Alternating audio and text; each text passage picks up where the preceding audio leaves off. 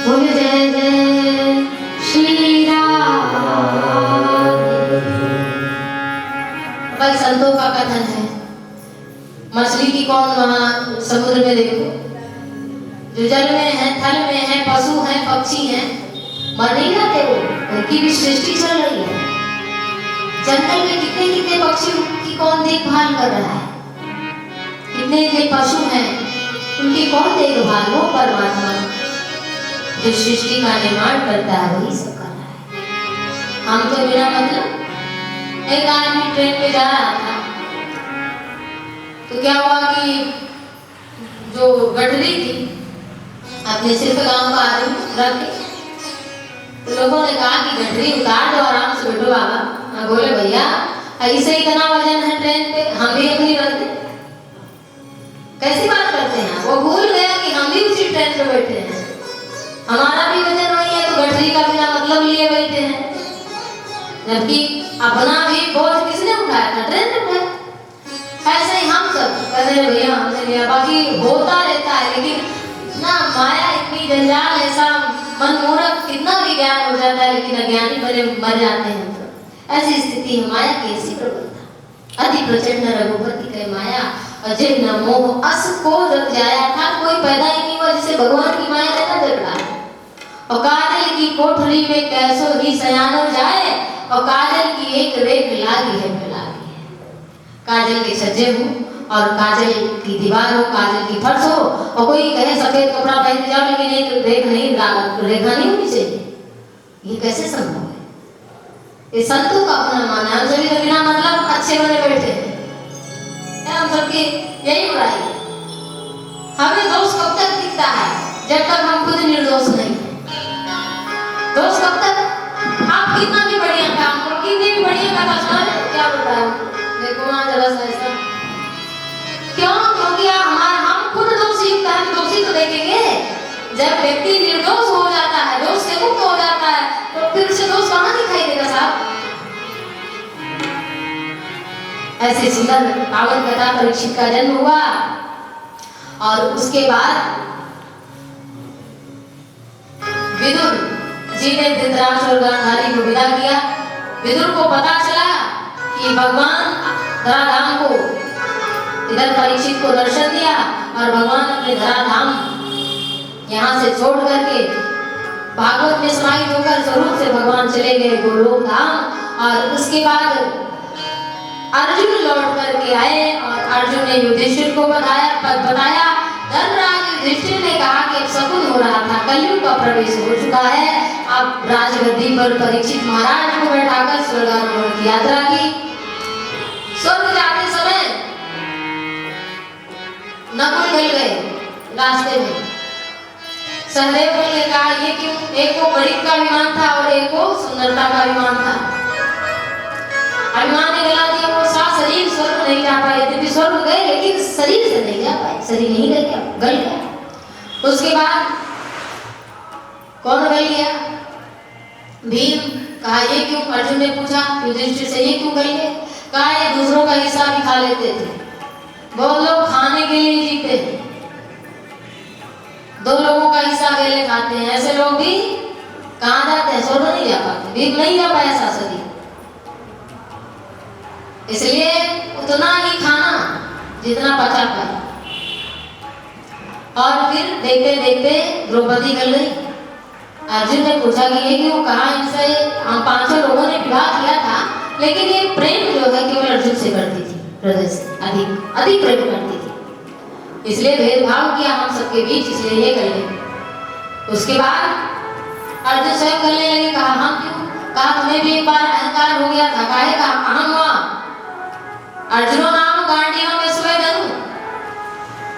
अर्जुन को भी यही मान हो गया था कि मैं गांडीधारी अर्जुन हूँ, जबकि भगवान जब महाभारत का युद्ध समाप्त किया तो अर्जुन को क्या मान रहे, हमने इतने लोगों का वध किया ये वो, तो भगवान ने उन्हें फिर दिखाया कि देखो चक्र हमारा चल रहा था, मार हम बैठे तो निमित्त बने थे, निमित्त मात्रम भव सर्वे साक्षी, क्योंकि तुम तो केवल निमित्त मात्र हो, करता तो करता, यही हम सब की स्थिति है, करता भगवान है और हमको हाथ बैठ दिया। अगर हमारा हाथ खराब हो जाए, पैर खराब हो जाए, बुद्धि खराब हो जाए तो हम क्या कर पाएंगे,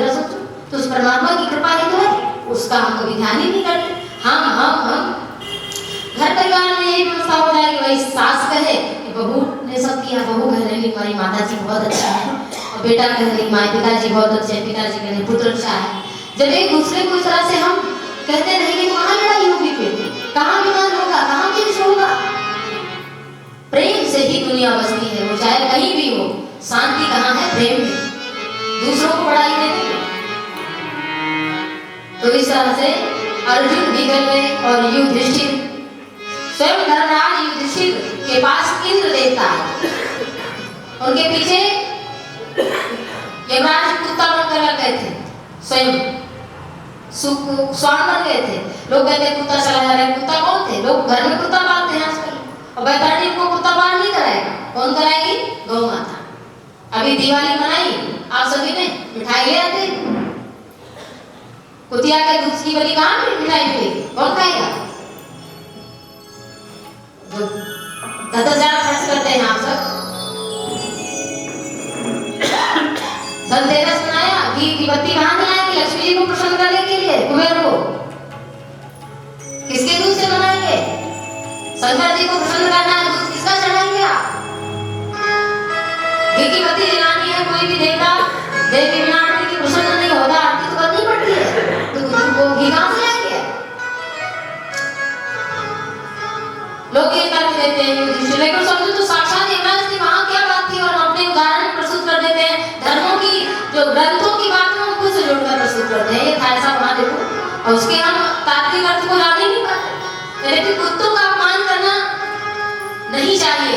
कुत्ते का हक आपके घर के बनी आखिरी रोटी अनेक प्रकार के दोषों को मुक्त कर देती है, लेकिन गाय प्रथम पूज्य है। क्यों? क्योंकि वो दूध देती है, उसका मूत्र कैंसर जैसी घातक बीमारी को नष्ट कर देता है, और उसका गोबर पंचमय, जहां पर गाय रहा देती है, एक बार हुंकार लगाती है, वहां का वातावरण पवित्र हो जाता है। कुत्ते को घर में नहीं, बाहर रोटी दो, आप दूध रोटी दो। और मैं तो व्यासपीठ से कहती हूँ, हमारे घर में भी कुत्ते को कभी हमने आज तक हमारे घर में कभी केवल खाली रोटी नहीं दी जाती, जबकि घर में कुत्ता नहीं रखते, लेकिन दूध रोटी, घी रोटी, बिना घी चुपड़ी रोटी नहीं, और बिस्किट जो भी देते हैं, लेकिन घर के अंदर उसे नहीं रखते, उसका पेट भरते हैं। आप तो ज्यादा सोचते हैं एक कुत्ते के पीछे काहे पड़े हैं? आप 500 कुत्तों का पालन करिए ना, जितना 10,000 खर्चा करें तो एक पूरे से गली मोहल्लों लोग कहते रक्षा कर रहा है। अरे अगर कोई दैत्य ही आ जाए, कोई आतंकवादी आ जाए, तो उसके पास क्या गोलियां एक ही होगी? अरे कोई छुड़ा देगा, बात खत्म, क्या रक्षा करेगा? लेकिन अगर मोहल्ले के 20 कुत्ते उसके पीछे पड़ गए तो बताओ कहाँ जाएगा भाग के? तो 20 की रक्षा करो ना। विदेशी कुत्तों के पालने की क्या जरूरत?